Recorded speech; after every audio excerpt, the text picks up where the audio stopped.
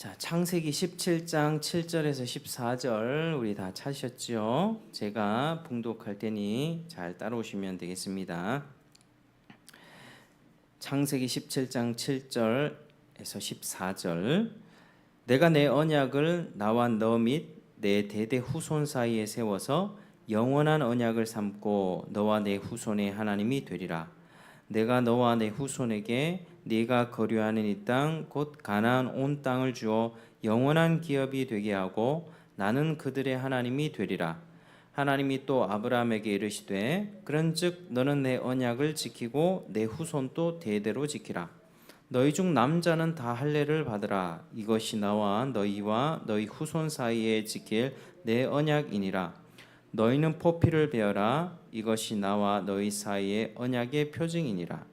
너희의 대대로 모든 남자는 집에서 난 자나 또는 너희 자손이 아니라 이방 사람에게서 돈으로 산 자를 막론하고 난지 8일 만에 할례를 받을 것이라.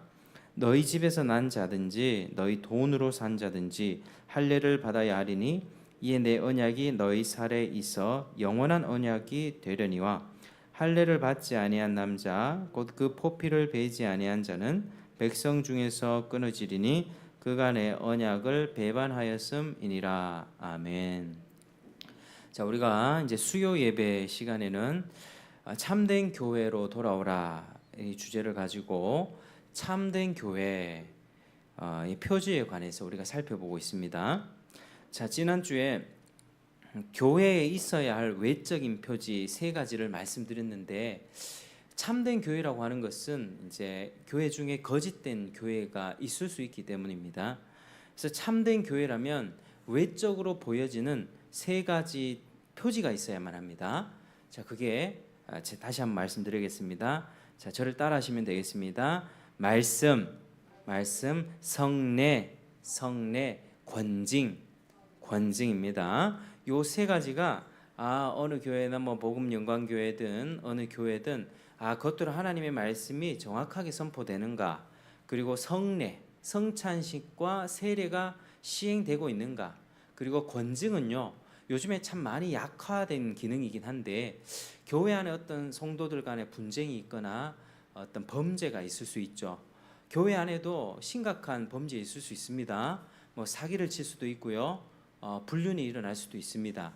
그런 경우에 이제 교회 자체에서 교회 당회나 교회의 치리 기관이 그 성도에게 교회 범죄한 그 성도를 하여금 회개할 수 있도록 그 죄를 지적하고 그 죄를 돌이킬 수 있을 그런 기회를 주는 것이 이제 권징입니다. 회초리를 대는 거죠.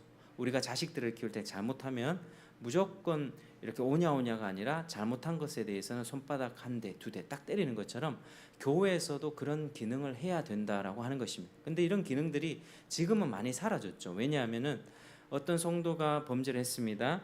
그런데 교회에서 치리를 하려고 합니다. 그럼 이 성도는 기분 나빠서 도망가 버려요. 다른 교회로 옮겨가 버립니다. 그러니까 내가 하나님의 백성이 되었다고 하는 것은 내가 이 몸된 교회, 주님의 몸된 교회에 속해서 이 교회의 어떤 거룩한 룰과 하나님의 말씀대로 내가 치리를 받겠다라고 하는 그런 마음가짐으로 교회 생활을 하시는 것이 그게 맞다입니다. 그런 생각이 없이 그저 이 교회 나왔다가 또 저 교회로 가버리고 여기서 기분 나쁘게 하네 이렇게 옮겨가는 그런 현상들이 굉장히 많이 있는데, 이런 것들로 인해서 교회들이 점점 약해지고 있는 것입니다. 그래서 우리는 주님께서 말씀하신 이 세 가지, 말씀과 성례, 권징, 이 세 가지가 정확하게 시행되는 그 교회를 우리가 추구해 나가야 된다고 하는 것입니다. 자, 지난주에는 이제 세례에 관해서 살펴보았는데요. 기억나십니까? 세례. 우리 중에는 이제 예수님을 믿고 세례를 다 받으셨을 텐데, 세례는 자신의 죄를 회개하고 예수님을 믿는 자에게 그 믿음의 표로서 주는 의식입니다. 이제 머리에 이렇게 목사님이 머리에 이렇게 물을 뿌리면서 성부와 성자와 성령의 이름으로 세례를 주노라 이렇게 하죠. 내가 예수님을 믿고 기독교의 복음의 교리에 다 동의를 하고 내가 주님의 제자로 살겠습니다 라고 하는 그 믿음의 고백과 더불어 믿음의 증거가 보이는 사람에게 적당한 시기에 세례를 주는 것입니다. 그러니까 이제 그 사람은 세례를 통해서 나는 예수님과 함께 죽었다. 나의 옛사람, 죄인된 과거는 다 죽었고 다시 예수님과 함께 살아났다라고 하는 이 믿음을 보이고 인치는 그런 교회의 거룩한 의식입니다. 그래서 세례를 반드시 받아야만 천국을 가는 것은 아닙니다. 우리가 죽기 전에 예수님을 믿고 세례 못 받아도 천국 갑니다. 그렇지만 이제 우리가 살아있는 동안에 이런 교회의 의식을 통해서 우리가 함께 은혜를 나누는 것이죠. 아, 저 사람이 예수를 믿고 세례를 받고 주님의 몸된 교회에 들어왔구나. 함께 인쳐주면서 모든 성도들이 보는 앞에서 아, 예수를 끝까지 섬기고 믿겠다고 또 서약하는 그런 시간들이 있거든요. 그래서 교회 공동체는 누군가가 예수님을 믿고 처음 세례를 받게 되는 사람을 이 사람을 주님의 몸된 교회의 한 가족으로 받아들이게 되는 것입니다. 그래서 입문 과정이라고 보시면 됩니다. 그래서 이제 사실 다른 세상 동호회도 그렇고요. 어떤 단체도 보면 정관이 있고 그 멤버십을 얻는 과정이 있지 않습니까? 그 멤버십을 얻기 위해서는 몇 달간 무엇을 해야 되고 무슨 훈련을 받아야 되고 이런 몇 회 이상을 출석해야지 우리의 멤버로 인정해준다. 정회원 멤버가 있잖아요. 그러니까 이 교회도 사실은 그런 정회원 멤버십이 사실 필요한 것이죠. 그냥 내가 쉽게 생각하고 막 이리저리 옮겨 다니는 것이 아니라 내가 정말 주님과 함께 죽고 살아났다는 믿음을 보이고 인치는 이런 세례를 통해서 이 교회의 정회원으로 받아들이게 되는 것이고, 정회원이 되면 이제 교회에서 치리도 그렇고요. 교회에서 어떤 일어나는 모든 은혜의 방편들, 예배나 그런 것들에 어떤 거룩한 의무와 책임들을 함께 공유하면서 그렇게 신앙생활을 해 나가야 되는 것입니다. 그래서 우리도 지금 이제 코로나나 여러 가지 세상의 인본주의나 참 많이 교회의 이런 부분들이 약화되어져 가고 있는 이런 현실 속에 있는데, 우리가 이런 것들을 지속적으로 하나님의 말씀이 이러하구나, 교회는 이렇게 세워져 가야 되는 것이구나, 우리가 계속 서로 목사도 공부하고 성도들 함께 공부하면서 이 주님의 몸된 교회를 세워 나가야 되는 것이죠. 그런데 특별히 세례 중에서 장로교에서 보면 부모 중 한 사람만 믿어도 만 2세 미만의 자녀들에게 유아 세례를 줄 수 있는데요. 여기에 참 의문을 가지는 사람이 사실 많이 있습니다. 저도 과거에 그랬고요. 이제 아기는 복음을 이해할 수가 없잖아요. 그 갓난 아기가 어떻게 하나님을 알고 예수님을 알겠습니까? 아기는 복음을 이해하고 믿음을 확인할 수 없는데 왜 그 갓난 아기한테 세례를 베푸는가? 사실 의문이 생길 수 있고 또 실제로 받아들이지 못하는 경우도 많이 있습니다. 그래서 우리 장로교회 외에 다른 교단에서는 이 유아 세례 같은 걸 안 주는 데도 많이 있죠. 침례교나 성결교나 다른 순복음 같은 데도 그럴 겁니다. 유독 이제 장로교에서 이렇게 유아 세례를 주는데요. 그러나 이 유아 세례를 하나님의 선택과 언약이라고 하는 관점으로 보면 사실 주는 게 맞습니다. 오늘은 유아 세례에 관한 말씀들을 좀 나누려고 합니다. 오늘 본문을 통해서 신약 성경 전반에 보면 너희가 어린 아기에게 세례를 베풀라라는 직접적인 명령이 있을까요? 없을까요? 그런 명령은 없습니다. 그래서 다른 교단에서는 유아 세례를 안 하는 곳도 많고요. 안 한다고 해서 그걸 비성경적이다 또 얘기할 수도 없습니다. 그들은 그들 나름대로 그렇게 하고 있으니까요.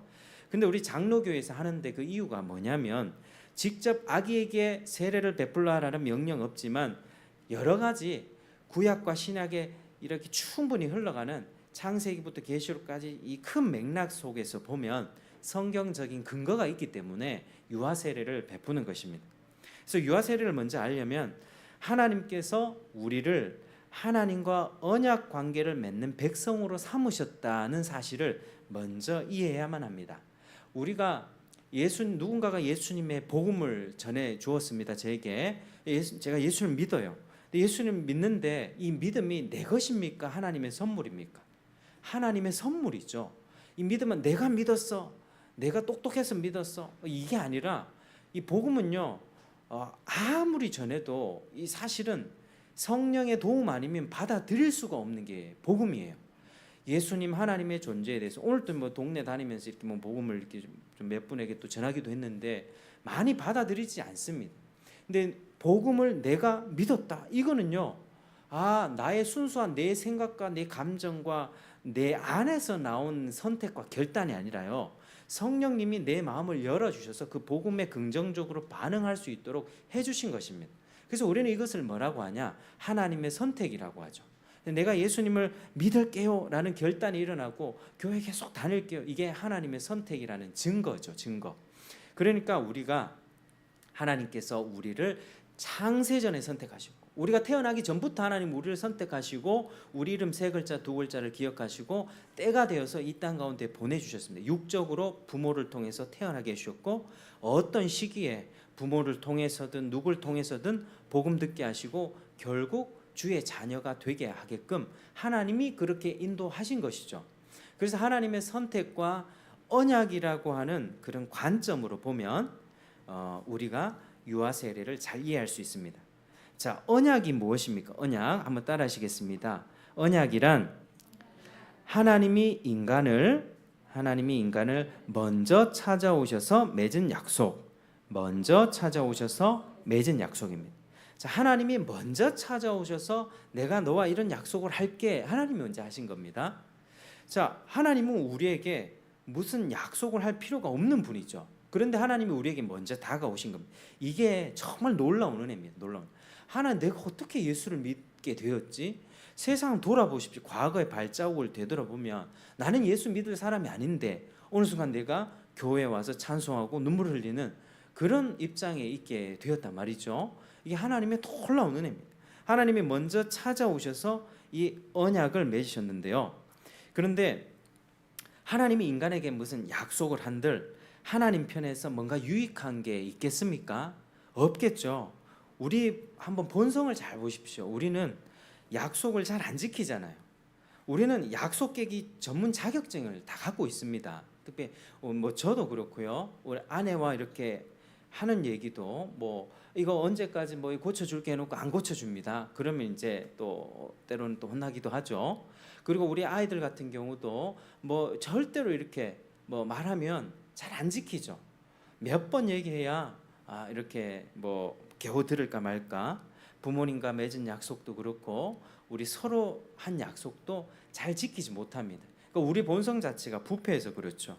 뭐 이런 일 생기면 핑계를 대고 저 사람이 뭐 상황이 이랬다 저랬다. 그러니까 우리는 본성 자체가 정직하지 못하고 순전하지 못합니다. 그래서 나에게 유익한 대로 유리한 대로 생각을 쉽게 하고요. 모든 것을 이 자기 합리화하는 방향으로 그렇게 이야기를 하게 되는 것이죠. 이게 굉장히 기분 나쁘지만 자기 자신이 바로 그런 죄를 갖고 있는 사람이다라고 하는 사실을 우리가 먼저 인식해야 됩니다. 어른이나 아이나 인간은 모두 거짓됩니다. 모두 악하고요. 약속도 잘 잊어버리는 불완전한 존재들입니다. 그래서 아담이 타락한 이후에 인간은 가만히 두면 그저 자기 죄로 인해서 멸망을 받을 수밖에 없는 것입니다. 근데 하나님은 너무 은혜로우시죠. 하나님은 사랑과 자비가 너무 많으셔서 친히 먼저 인간을 찾아오셨고 인간을 복주시고 인간을 구원하기 위해서 약속을 베풀어 주셨습니다. 게다가 그 약속을 베푸셨을 뿐만 아니라 그 약속을 지킬 수 있는 힘도 줄게. 그리고 그 방법도 다 가르쳐 줄게. 그게 바로 은혜 언약입니다. 그러니까 하나님이 약속 딱 하고 너 이거 지켜. 너 구원해 줄게 하고 가만히 팔짱 끼고 지키나 안 지키나 본 게 아니라요. 그 약속을 이룰 수 있는 힘도 주시고 방법도 계시해 주시고 모든 과정들을 하나님 처음부터 끝까지 개입하셔서 나라는 이 불완전한 이 죄인된 인간이 하나님의 약속을 붙잡고 끝까지 갈 수 있도록 하나님이 책임져 주신다라고 하는 사실입니다. 약속을 주시고 그 약속도 누가 이루신다고요? 하나님이 이루십니다. 자, 내가 너희들에게 너희 구원에 필요한 모든 것을 다 제공해 줄 것이니 너희는 이 사실을 그냥 믿어라. 나를 신뢰하고 나를 따라오너라. 너희 구원과 모든 것에 있어서 나를 전적으로 믿고 따라와라. 이게 은혜 언약입니다. 그러니까 이 은혜 언약이 놀라운 축복인데 이 성경에서 이 은혜 언약을 받은 사람이 바로 오늘 본문에 누구였습니까? 바로 아브라함입니다. 아브라함. 자, 아브라함에게 하나님이 이런 말씀하셨죠. 내가 너를 통하여 온 세상 사람들을 구원하고 싶구나. 이제 너를 통해서 그 작업을 내가 하겠다. 아브라함아, 너 나를 믿고 따라올 수 있겠느냐? 하나님이 이렇게 제안하셨고 약속하셨고 아브라함이 그 약속을 믿었던 것입니다. 그래서 아브라함이 믿음의 조상이 된 것입니다. 그렇게 하나님의 구원 약속은 그때부터 시작되었고 아브라함이 믿음으로써 이 언약이 체결된 것이죠. 이제 하나님은 그 일을 아브라함의 인생을 통해서 이루어 가시는 것입니다. 근데 우리가 보는 아브라함은 어떻습니까? 한 창세기 22장쯤 가면 이제 이삭을 바칠 수 있을 만큼 믿음의 어떤 장성한 분량이 되지만 그 전에는 실수를 참 많이 하죠. 자기 아내 사라를 갖다가 누이라고, 실제로 누이가 맞긴 맞습니다. 근데 좀 자기 아내를 지키기보다 자기 목숨을 지키기 위해서 아내를 누이라고 거짓말하고 또 바로에게 그렇게 굽신대는 그런 연약한 모습들도 많이 봤던 것이죠. 그러니까 하나님은 이 아브라함의 믿음을 그런 과정을 통해서 훈련시켜 주셨습니다. 그러니까 이 아브라함을 그냥 내버려 두면요, 이 약속 못 지킵니다. 아브라함 스스로. 그래서 하나님은 특별히 100세 때 불가능한 상황에서 아이를 허락해 주심으로써 하나님이 전능하신 분이고 하나님이 한 번 하신 약속은 반드시 이루시는 분이구나, 이 사실을 보이셨던 것이죠. 그렇게 아브라함은 하나님이 더 많은 자손을 주실 것이고 가나안 땅도 주실 것을 그렇게 믿고 하나님을 굳게 따라가게 된 것입니다. 그래서 창세기 22장에 가면 네 아들 사랑하는 독자 이삭을 바치라고 했을 때 아브라함이 바칠 수 있었던 것입니다. 왜? 이 아이를 내가 죽여도 하나님이 죽음 가운데 살릴 것이라는 그런 믿음이 있었기 때문에, 하나님이 나를 통해서 별과 하늘의 별같이 바다의 모래같이 자손 많아지게 해주겠다, 가나안 땅에 들어가게 해주겠다 약속하셨으니 아브라함 믿음이 처음에는 부족했지만 그때쯤 가니까 장성해져서 정말로 이 어려운 시험을 패스하게 된 것이죠. 하나님이 훈련시켜 주신 것입니다. 그런데 이 하나님은요, 그 약속을 아브라함과만 맺은 것이 아니라 아브라함의 후손과도 맺었다, 그렇게 말씀합니다. 오늘 본문 창세기 17장 7절 보시면은 7절 같이 한번 읽어보겠습니다. 시작. 내가 내 언약을 나와 너 및 내 대대 후손 사이에 세워서 영원한 언약을 삼고 너와 내 후손의 하나님이 되리라. 아멘. 자, 내 언약을 나와 너 및 내 대대 후손 사이에 세워서 영원한 언약을 삼았다. 너와 내 후손의 하나님이 되리라, 이렇게 말씀을 하죠.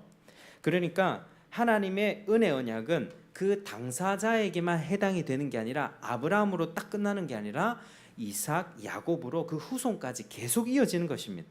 그래서 그 언약의 표로서 12절에 보면 난지 8일 만에 할례를 받을 것이니라, 이 명령을 주신 것입니다.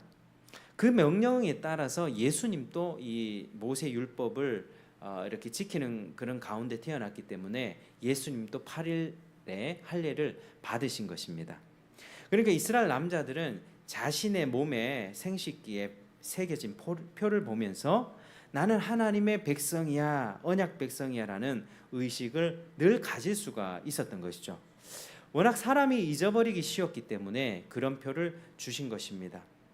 특별히 이제 이 할례라고 하는 것은 이 남자의 생식기의 포피를 벗겨내는 그런 의식이었는데요. 이게 생명을 이어간다는 의미가 있습니다. 또 정결의 의미도 있고요. 그래서 대대 후손 이 아브라함의 영원한 그런 그 대대 후손을 통해서 하나님이 그런 언약을 이어가겠다, 이 약속을 그렇게 하신 것입니다. 사람이 워낙 잊어버리기 쉬웠기 때문에 그런 표를 주셨던 것이고요. 이 구약 시대 때 하나님이 나는 하나님의 백성이야, 이게 할례로 인침을 받았다면 이제 신약에 넘어오면 이게 유아 세례로 바뀌는 것입니다. 구약의 할례가 신약의 유아 세례로 그렇게 성경적인 맥락이 이어집니다. 그러니까 하나님의 약속을 믿는 사람은 구약에는 할례를 받았고 신약 이후로는 세례를 받아왔습니다. 하나님의 약속이 도대체 뭡니까? 하나님의 약속은 너희는 죄로 인해 나의 심판을 피할 수 없지만 죄를 인정하라. 그리고 내 아들 성자 예수가 네 죄를 대신해서 죽고 부활했다는 사실을 믿으면 내가 너를 구원해 줄 것이다. 이게 하나님의 약속입니다. 과거나 현재나 미래에 변함없는 진리죠. 우리 하나님께서는 예수님을 통해서 죄와 사망에서 구원해 주시겠다. 은혜를 베풀어 주겠다. 이 은혜 언약, 그게 바로 하나님의 약속입니다. 그래서 부모 중 한 사람이라도 하나님의 약속을 믿으면 구원받고 신자가 됩니다. 그리고 그에게서 태어난 자녀 역시 모두 하나님의 약속 아래에 있게 되는 것입니다. 그래서 믿는 부모가 둘 중에 한 명이라도 믿으면 자녀를 낳게 되죠. 자녀를 낳으면 어떻게 합니까? 야, 종교는 자유니까 예수님을 믿을지 말지는 네가 커서 알아서 해. 이렇게 합니까? 그런 부모 없죠. 우리가 참 믿음을 가진, 내가 부모 입장 되는 사람이라면 우리한테 자식이 나왔어요. 만약에 뭐 내 남편의 누가 한 명, 내 배우자가 안 믿는다 할지라도, 그러면 어떻습니까? 막 영적 전쟁을 치러 가지고 이 자식을 교회에 데려가고 복음 들려주고 하나님의 자녀로 만들기 위해서 엄청나게 우리가 노력하지 않습니까? 가만히 냅둡니까? 아니죠. 종교는 자유야, 네 선택이야, 네가 클 때까지 기다려줄게, 이렇게 하지 않습니다. 이 자녀도 하나님이 구원으로 불러주신 언약의 자녀라는 것을 믿고 유아 세례를 주고, 부모는 회중 앞에서 엄중하게 서약도 하고 매일 영적 전쟁을 치러가면서 양육하는 것입니다. 이 자녀를 회심케 하기 위해서 실제적으로 현실적으로 참 힘들죠. 아이들이 이제 어릴 때는 좀 따라오다가 청소년기 되면 교회를 막 안 나와요. 오기 싫다고 하고, 스스로 이 마음이 하나님 앞에서 거듭나서 복음을 믿고 하나님의 자녀가 되어서 이 하나님의 예배자가 되어지고, 이게 정말 놀라운 축복인데 자녀가 그 모습이 자꾸 더디어 가고 보이지 않으면 괴롭단 말이에요. 그러니까 늘 기도하고 하나님 앞에 울고, 하나님 저 자식, 하나님 자식 되게 해주십시오. 그 자녀가 스스로 신앙 고백해서가 아니라 그 하나님이 이 나뿐만 아니라 내 자녀도 언약 백성으로 삼으셨다는 그 믿음을 가지고 사실 우리가 유아 세례를 베푸는 것입니다. 그러니까 하나님의 풍성한 은혜의 약속을 믿고 유아 세례를 베푸는 것입니다. 그러니까 결국 유아 세례의 근거는 하나님의 은혜 언약의 풍성함 때문입니다. 내가 예수를 믿으면 내 자식도 하나님의 자녀로 불러주셨다라고 하는 이 대대로 이런 하나님의 은혜의 풍성함 때문에 유아 세례를 주는 것이죠. 그러니까 유아 세례는 이 성경적인 맥락에서 주는 것이 옳다라고 그렇게 장로교에서는 보는 것입니다. 자, 오늘은 우리가 유아 세례에 관해서 우리 좀 살펴보았는데요. 근데 이 유아 세례를 시행할 때 과거의 기독교 역사를 보면 세례에 관해서 좀 잘못된 생각들을 했던 경우가 있었습니다. 세례를 줘놓고 이 아이는 당연히 하나님의 백성이라고 생각했던 거죠. 이게 당연히 하나님의 백성이기 때문에 복음을 전하기보다 하나님의 자녀로서 이렇게 저렇게 살아야 된다라고 하는 어떤 도덕적인 윤리적인 기독교 윤리적인 내용들을 가르쳤단 말입니다. 그러니까 이런 경우에는 어떻게 되면 애들을 커가면서 이 아이는 자기가 거듭났는지, 내가 회심했는지, 내가 죄인이었는데 하나님의 은혜 앞에서 근심해보고 막 고민해본 경험 없이 그저 나는 하나님의 자녀구나, 세상 가운데 착하게 살아야 되는구나, 빛과 소금이 되어서 살아야 되는구나, 그냥 이런 기독교적인 윤리 의식만 가지고 껍데기만 기독교인이 되는 경우가 많이 있었다라고 하는 것입니다. 세례를 받았으니까. 근데 이게 아니라는 거죠. 그래서 어른들도 그렇지만요, 세례라고 하는 의식 자체가 무슨 효력이 있는 것이 아닙니다. 어린아이에게 세례를 딱 주면 그 세례가 무슨 마법적인 효력이 있어서 이 아이가 거듭나거나 때가 돼서 이런 거 아닙니다. 하나님의 말씀을 지속적으로 가르치고 아이와 함께 기도하고 또 아이를 위해서 기도하고 예배 자리에 오기 싫다고 하는 아이를 설득시켜서 부모의 권위로 아이를 예배 자리에 앉혀놓고 복음 듣게 하고 수련회 보내가지고 막 이런 어떤 그런 과정을 통해서 결국에는 하나님이 그 아이를 굴복시키는 것이거든요. 그러니까 이런 치열한 과정들이 필요합니다. 그래서 1차적으로 이 아이가 거듭나는 것은 이 사실은 부모 책임이지만 교회의 다른 어른들, 선생님들이 같이 가르치면서 지도하는 것이 바로 교회에서 유아 세례를 시행하는 그런 의식의 그런 목적이기도 합니다. 함께 아이를 키운다는 거죠. 매년 교회 안에 또 다른 유아 세례를 지켜보면서 또 누군가가 애가 태어나면 저 아이가 세례를 받죠. 아, 맞아. 우리 아이도 몇 년 전에 저렇게 세례를 받았지 라고 하는 마음을 되새기면서 우리 아이들을 신앙으로 더 양육해야지 라고 하는 다짐을 하게 되면서 이 공동체 전체가 거듭남과 회심과 하나님의 자녀됨에 대해서 다시 한번 기억하는 그런 의식이 바로 유아 세례다라고 하는 것입니다. 그래서 유아 세례도 은혜의 방편이고 참된 교회의 표지가 된다라고 하는 사실이죠. 저는 침례교회에서 신앙생활을 예전에 했기 때문에 이 생각을 깨는데 참 오래 걸렸습니다. 장로교 이제 신학교에 들어가서 왜 아이를 갖다가 유아 세례를 줘야 되는가? 근데 성경적인 전체의 이 언약이라는 관점으로 보기보다 아이가 스스로 한 10대 때 자기가 스스로 생각하고 복음을 받아들이고 그렇게 자기가 스스로 이해할 수 있을 때 그때 복음을 믿고 세례를 줘야지 왜 아이에게 그 아무것도 모르는 애한테 세례를 주는가? 참 고민을 많이 했었는데요. 하나님의 이 언약과 성경 전체의 맥락을 공부해 가면서 유아 세례를 주는 것이 맞구나 이런 결론을 내리게 된 것이죠. 그래서 우리가 유아 세례를 생각하면서 하나님의 이 은혜 언약의 풍성함, 하나님의 축복을 베풀어 주실 때는요, 우리를 불러 주실 때는 나뿐만 아니라 나를 통해서 내 주변의 사람들까지 구원시키려고 하나님 그 한 사람을 불러 주십니다. 한 사람 밑에 몇 사람이 달려 있는지 모릅니다. 그리고 나로 인해서 태어나는 그 자식도 그렇고요, 내 주변 이웃도 그렇고 믿지 않는 친척도 그렇고, 그러니까 하나님의 은혜 언약은요 놀랍도록 풍성합니다. 그리고 확장력이 있고요. 주 예수를 믿으라 그리하면 너와 내 집이 구원을 얻으리라.